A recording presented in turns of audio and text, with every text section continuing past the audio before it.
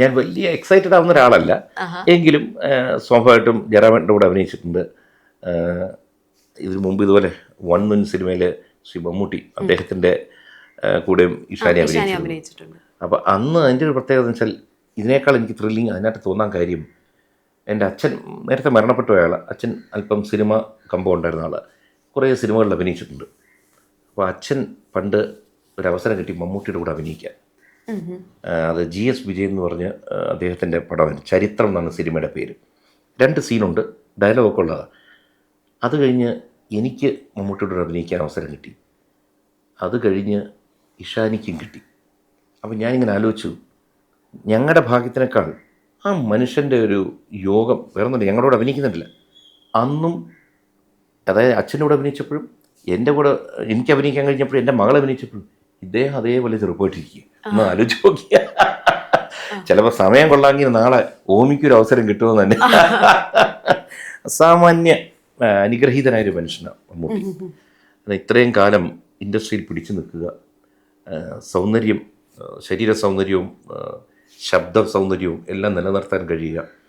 അപ്പോൾ അതുപോലെ തന്നെ ഇപ്പോൾ ഈ ചോദിച്ച ചോദ്യം സ്വാഭാവികമായിട്ടും നമുക്ക് നമ്മുടെ ഞാനൊക്കെ അങ്ങനെ വലിയ ഹീറോ വേഷം ചെയ്ത ഒരാളല്ലോ സിനിമയിൽ. അപ്പോൾ നമ്മൾ അഭിനയിക്കുമ്പോൾ ഹീറോ വേഷം ചെയ്ത് ജയറാം അദ്ദേഹത്തിൻ്റെ കൂടെയൊക്കെ, അദ്ദേഹത്തിൻ്റെ മകൻ്റെ കൂടെയൊക്കെ എൻ്റെ മകൾക്കും അവസരം കിട്ടുമ്പോൾ എക്സൈറ്റഡ് അല്ല, പക്ഷേ ഡെഫിനറ്റ്ലി അതൊരു നമുക്ക് സന്തോഷം തരുന്നൊരു കാര്യമാണ്. ഇനി രാഷ്ട്രീയത്തിലേക്ക് വന്നു കഴിഞ്ഞാൽ മക്കൾക്കൊക്കെ രാഷ്ട്രീയ താല്പര്യമുണ്ടോ? ബേസിക്കലി രാഷ്ട്രീയം എന്നുള്ള വാക്കിൻ്റെ അർത്ഥം മനസ്സിലാക്കിയാൽ എല്ലാവർക്കും താല്പര്യമുണ്ട്. അതായത് രാഷ്ട്രീയം എന്ന് പറഞ്ഞാൽ രാഷ്ട്ര നിർമ്മാണവുമായി ബന്ധപ്പെട്ടൊരു പ്രവൃത്തി മാത്രമാണ്. അതിൽ ഏതെങ്കിലും ഒരു പാർട്ടിയിൽ ഓരോരുത്തർക്ക് ചേരാം, അത് അവരവരുടെ വിശ്വാസം അനുസരിച്ച്. അപ്പോൾ നമ്മളിവിടെ നിൽക്കുന്നത് ശ്രീനിധി ആയിക്കോട്ടെ, ഇവിടെ നിൽക്കുന്ന ക്യാമറയുടെ ബിഹൈൻഡ് നിൽക്കുന്ന 2 പേരായിക്കോട്ടെ, എല്ലാവർക്കും രാഷ്ട്രീയത്തിൽ താല്പര്യം ഉണ്ടാവണം. പിന്നെ രാഷ്ട്ര നിർമ്മാണത്തിന് നമ്മുടെ ഓരോരുത്തരുടെയും കോൺട്രിബ്യൂഷൻ വേണം. അതിപ്പോൾ ഒരാൾക്ക് കോൺഗ്രസിനോടായിരിക്കും ഇഷ്ടം, ഒരാൾക്ക് BJP യുടെ ആയിരിക്കും, ഒരാൾ കമ്മ്യൂണിസ്റ്റ് ആയിരിക്കും, ഒരു മറ്റൊരു പാർട്ടി. ഏത് പാർട്ടിയിലാണെങ്കിൽ പോലും അത് രാജ്യത്തിൻ്റെ നന്മയ്ക്കാണെങ്കിൽ അതിന് ഒരു കുഴപ്പമില്ല. ഞാൻ വിശ്വസിക്കുന്ന പാർട്ടി BJP ആയതുകൊണ്ട് എൻ്റെ മക്കൾക്ക് അതിനോട് തന്നെ ഇഷ്ടം വരണമെന്നില്ല. ഞാൻ നിർബന്ധിച്ചിട്ടില്ല, അവരാരും പാർട്ടിയിൽ അംഗത്വം എടുത്തിട്ടില്ല. സ്വാഭാവികമായിട്ടും ഞാൻ ഇലക്ഷൻ നിൽക്കുമ്പോൾ അവിടെ പാർട്ടി എന്നതിനേക്കാൾ അവരച്ഛനെ ജയിപ്പിക്കണം, അച്ഛൻ ജയിക്കണം എന്നുള്ള ആഗ്രഹമുണ്ട്, അവർ വരും. സ്വാഭാവികമായിട്ടും അതിനെ പലരും രാഷ്ട്രീയ ഒരു പാർട്ടിയുമായി ബന്ധപ്പെടുത്തി കാണാറുണ്ട്.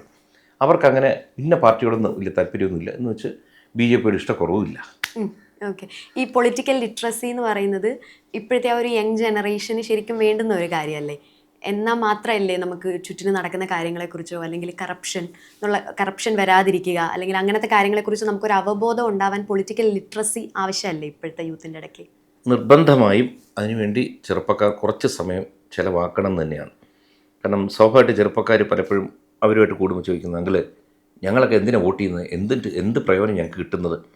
അപ്പോൾ ആ ചോദ്യത്തിൽ അർത്ഥങ്ങളുണ്ട്, അതിനകത്ത് കുറേ ശരികളുമുണ്ട്. പക്ഷെ എങ്കിൽ പോലും യുവാക്കൾ എന്ന് പറയുന്നവർ കൂടുതലായിട്ട് ഇൻവോൾവ് ചെയ്യണം. കാരണം ഒരു രാജ്യത്തിൻ്റെ ഭാവി എന്ന് പറയുന്നത് 57 വയസ്സുകാരനായ എന്നിലല്ല, ചെറുപ്പക്കാരിലാണ്. അപ്പോൾ അവർക്ക് വേണ്ടി നമ്മൾ എന്തൊക്കെ ചെയ്തു കൊടുത്താലും അവരുടെ ഇൻവോൾവ്മെൻറ്റ് കൂടണം. നേരിട്ട് വന്ന് പാർട്ടി പ്രവർത്തിക്കണം എന്നല്ല, അറിഞ്ഞിരിക്കണം നമ്മുടെ രാജ്യത്ത് എന്തൊക്കെയാണ് മാറ്റങ്ങൾ വരുന്നത്, മറ്റ് ലോകരാജ്യങ്ങൾ എന്തൊക്കെ സംഭവിക്കുന്നു, നമുക്കിതിനകത്ത് എവിടെയൊക്കെ കോൺട്രിബ്യൂട്ട് ചെയ്യാം. ഇത് നിർബന്ധമായും അറിഞ്ഞിരിക്കേണ്ട കാര്യമാണ്. എന്ന് വെച്ച് ഞാൻ വാശി പിടിക്കുകയല്ല, നിങ്ങൾ അറിഞ്ഞില്ലേ, അങ്ങനെയാണ്. അറിഞ്ഞിരിക്കുന്നത് നല്ലത് തന്നെയാണ്. കാരണം വെച്ച് കഴിഞ്ഞാൽ നാളെ ഒരു സമയത്ത് പല പ്രശ്നങ്ങൾ വരുമ്പോൾ എനിക്കറിയില്ലായിരുന്നു എന്ന് പറയുന്നത്.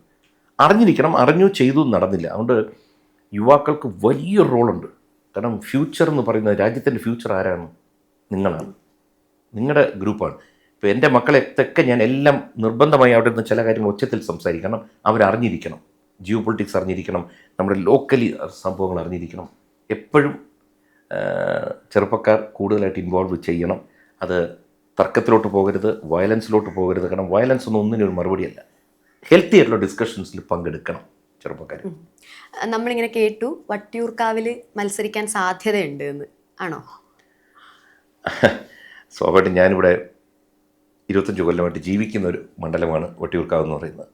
ഇപ്പോൾ നമ്മൾ ഈ ചർച്ച ചെയ്തുകൊണ്ടിരിക്കുന്ന ഓഫീസും വട്ടിയൂർക്കാവ് മണ്ഡലത്തിനകത്ത്. അപ്പോൾ പറഞ്ഞ പോലെ നമ്മൾ ഇത്രയും കാലം ഇവിടെ ജീവിക്കുമ്പോൾ ബന്ധങ്ങൾ നമുക്ക് ധാരാളം ഉണ്ടാവും. ഇപ്പോൾ രാഷ്ട്രീയം എന്ന് പറയുമ്പോൾ രാഷ്ട്രീയ പാർട്ടിയുടെ വോട്ട് അവിടെ ഉണ്ട്. ആ വോട്ടിന് പുറമെ ഒരു വ്യക്തിക്ക് രാഷ്ട്രീയത്തിന് അതീതമായി എത്ര വോട്ട് കൊണ്ടുവരാൻ പറ്റും, അതെപ്പോഴും വിജയിക്കുന്നതിൻ്റെ ഒരു ഘടകമായി മാറുന്നത് എപ്പോഴും അങ്ങനെയാണ്.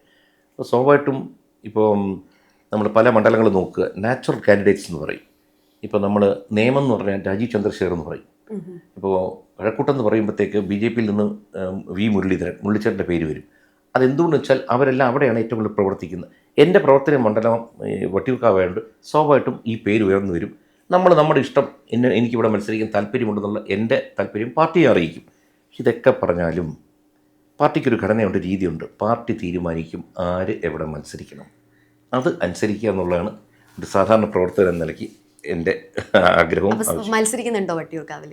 അതെ, പാർട്ടി വട്ടിയൂർക്കാവ് മത്സരിക്കും പറഞ്ഞാൽ തീർച്ചയായിട്ടും ഏറ്റവും സന്തുഷ്ടനായ വ്യക്തി ഞാനായിരിക്കുമല്ലോ. കാരണം നമ്മൾ ഏറ്റവും വർക്ക് ചെയ്ത് പരിചയമുള്ള നമുക്ക്, ഇപ്പം ഞാൻ ഇതിന് മുമ്പ് പാർട്ടി എൻ്റെ അടുത്ത് പറഞ്ഞു സെൻട്രലിൽ മത്സരിക്കാൻ പറഞ്ഞു. എനിക്ക് വലിയ ഗ്രിപ്പുള്ള സ്ഥലമല്ല, പക്ഷേ പാർട്ടി പറഞ്ഞു, ഞാൻ അവിടെ മത്സരിച്ചു, തോറ്റു. അത് കഴിഞ്ഞപ്പോൾ ഒരു ബന്ധമില്ലാത്ത കൊല്ലത്ത് പോയി മത്സരിക്കാൻ പറഞ്ഞു, അപ്പോഴും മത്സരിച്ചു.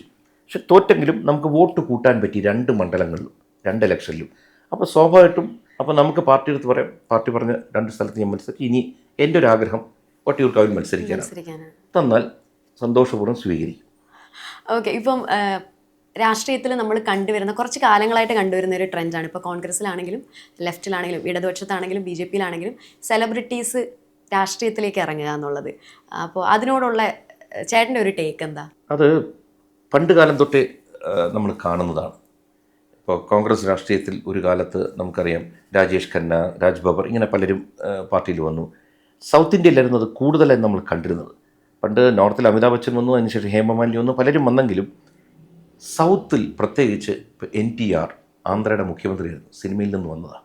NT രാമറാവു, അത് കഴിഞ്ഞ് MGR, അത് കഴിഞ്ഞ് ജയലളിത. ഇത് സൗത്തിൻ്റെ ട്രെൻഡായിരുന്നു. പിന്നീട് വളരെ കാലം കഴിഞ്ഞാണ് കേരള രാഷ്ട്രീയത്തിൽ അത് പരീക്ഷിച്ച് നോക്കിയത്. അതിലേറ്റവും സക്സസ്ഫുൾ ആയിട്ട് വന്നത് KB ഗണേഷ് കുമാറായിരുന്നു. കാരണം അതിൽ പല കാരണങ്ങളുണ്ട്. എന്നാൽ അദ്ദേഹത്തിൻ്റെ അച്ഛൻ സമുന്നതനായ രാഷ്ട്രീയ നേതാവായിരുന്നു, അവർക്ക് സ്വന്തമായ പാർട്ടിയുണ്ട്, ഇപ്പോൾ അദ്ദേഹം മന്ത്രിയായിട്ടിരിക്കുന്നു. അപ്പോൾ അതിനുശേഷം പിന്നീട് അത് സക്സസ്ഫുള്ളായി കണ്ടത് ശ്രീ സുരേഷ് ഗോപിയിലായിരുന്നു. കാരണം BJPക്ക് ഒരു ചരിത്ര വിജയം സമ്മാനിച്ച ആദ്യത്തെ ലോക്സഭാ സ്ഥാനാർത്ഥിയായിട്ട് വന്നത് ശ്രീ സുരേഷ് ഗോപിയാണ്. അപ്പോൾ ആ ഇടക്കാലത്താണ് ഞാനും പാർട്ടിയിലോട്ട് വരുന്നത്. പക്ഷേ ഇതൊക്കെയാണെങ്കിൽ പോലും ഒരു സിനിമാ നടൻ എന്ന് പറഞ്ഞ് ഇവിടെ വന്ന് വോട്ട് നേടാമെന്ന് വിചാരിക്കേണ്ട, അല്ലെ ഒരു സെലിബ്രിറ്റി എന്ന് പറഞ്ഞ്. കേരളത്തിൻ്റെ പ്രത്യേകിച്ച് ഇവിടെ വന്ന് ജോലി കൂടെ എടുക്കണം. നമ്മൾ താഴെ തട്ടിൽ, അതായത് നമ്മൾ ഗ്രാസ് റൂട്ട് എന്ന് പറയും, അതായത് ബൂത്ത് ലെവൽ, ഏരിയ, മണ്ഡലം, ഇവിടെ ശരിയായ രീതിയിൽ വർക്ക് കൂടി ചെയ്താൽ ഈ ചിലപ്പോൾ ഈ സെലിബ്രിറ്റി സ്റ്റേറ്റസ് നിങ്ങളെ സഹായിക്കും. അല്ലാതെ ഒരു ദിവസം രാവിലെ വന്ന് ഞാൻ സ്ക്രീനിലെന്ന് പറഞ്ഞ് വന്നു കഴിഞ്ഞാൽ ഒന്നും നടക്കത്തില്ല. അപ്പം നമ്മൾ ഒരു വ്യാപാരി, ഒരു ബിസിനസ് നടത്തുന്ന ആൾ വരുമ്പോഴത്തേക്ക് അതിലെ തടസ്സപ്പെടുത്തണം. അതിലെ സാധനങ്ങൾ ആദ്യം മെഷീനറി ഇറക്കുന്നിടത്ത് തടസ്സം, അവർ ചോദിക്കുന്ന കൂലി കൊടുക്കണം. ഈ കൂലി കൊടുക്കാൻ ഇല്ല, ഞങ്ങളുടെ ആൾ ഇറക്കുന്നത് ശരി, ഞങ്ങൾ നോക്കിക്കൊണ്ട് നിൽക്കുന്നത്, നോക്ക് കൂലി കൊടുക്കണം. ഞാൻ പറയുന്നത് ഇതല്ല, അത് ഒട്ടും ഈസ് ഓഫ് ബിസിനസ് അല്ലത്, അത് ഡിഫിക്കൽറ്റി ഉണ്ടാക്കുന്ന, ഈസി ആക്കുകയല്ല. അപ്പോൾ അതിനെ മാറ്റിയാൽ ഇത്രയും നല്ല അന്തരീക്ഷം ലോകത്തിൽ. കാരണം വെച്ചാൽ ഞാൻ പറഞ്ഞില്ലേ, ടൂറിസ്റ്റ് സ്പോട്ട്സ് ബ്യൂട്ടിഫുൾ. ഇന്ന് നമ്മൾ ലോകമൊന്നും കറങ്ങാൻ പോകണ്ട, ഇവിടെ കിടപ്പുണ്ടല്ല. ഈ മൂന്നാർ, ദേവികുളം അങ്ങോട്ടുള്ള സംഭവം എടുത്താൽ കണക്ടിവിറ്റിയുടെ ഇഷ്യൂ ഉണ്ട് നമ്മുടെ നാട്ടിൽ, എടുത്ത് നോക്കുക. അടുത്തൊരു വിഷയം, ഇപ്പോൾ വിഴിഞ്ഞം വന്നു, വലിയ വലിയ കണ്ടെയ്നേഴ്സ് വരുന്നു. ഈ വലിയ കണ്ടെയ്നേഴ്സ് വരുമ്പോൾ വലിയ ട്രക്കുകൾ വരും. ഇത് ഇതുവഴി ഓടിച്ചുകൊണ്ട് പോകും, നമുക്കതിനുള്ള റോഡില്ല.